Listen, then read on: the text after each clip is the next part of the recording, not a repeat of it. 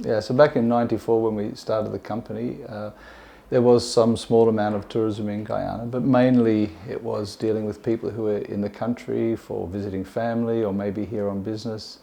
So we thought, what do we do to be different from other people involved in the industry? So our vision was to create a business that looked at long haul, long stay, meaning people coming from afar, from the UK, from the US, and staying for long periods of time, not just a weekend, staying for a week, 2 weeks. So that was our vision, and to take that to the market, we went out looking for travel trade partners, as in tour operators and travel agents globally.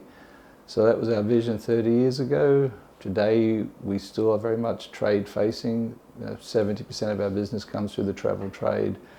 So it was a vision that actually, looking back over 30 years, was perhaps a good decision in terms of how to create a new business. Yeah, there's certainly been years where business has been very difficult. Of course, I don't need to remind people about the pandemic. COVID-19, like most industries, shut us down completely. One of the highs out of that was finding ways to create business that was non-traditional. So during 2021, we did 2 big film productions. We provided the logistics, we were location producers for 2 big National Geographic productions. And we also received funding to help deliver training to Indigenous communities on how to reopen their lodges safely. So the pandemic provided us both with the most extreme of lows, and then some high points as well. So we've already been working on a strategy to become a regional destination management company, not just in Guyana. So already we work in Suriname, French Guiana, some of the Caribbean. So whilst we're very much a Guyanese company and our roots are planted here, we want to become more of a regional player and grow the size of the company. A lot of our success from a marketing perspective, has been on hosting a lot of familiarization trips.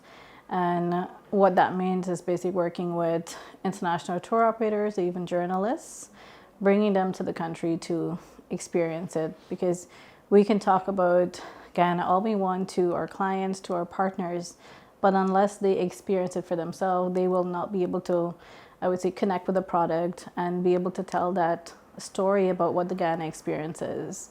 So familiarization trips have been a big part of our business for 30 years.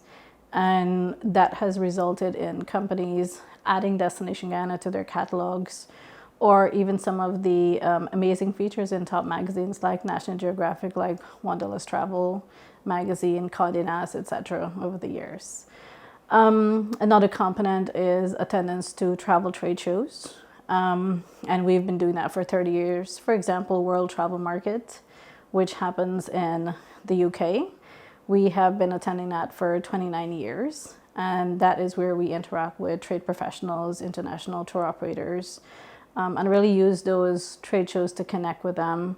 Again, taking our package product with pricing, where we're providing net rates to them so that they're able to resell through us as a company. So as a woman first, and also having that Indigenous background, I think I feel very honored to be part of a company like Wilderness Explorers. I've known them for quite a number of years. I have 22 years in the tourism industry, most of which have been working in the government sector. But if I had to choose one company to work at, it would definitely be Wilderness. And it's really because a lot of the work that they do with developing community tourism enterprises, working with communities to empower them, to build capacity, whether it's with guides, or even teaching them how to manage their business to be sustainable. And to be part of that effort means a lot to me as a person. But also now I can also have an active role in helping to guide those communities as well.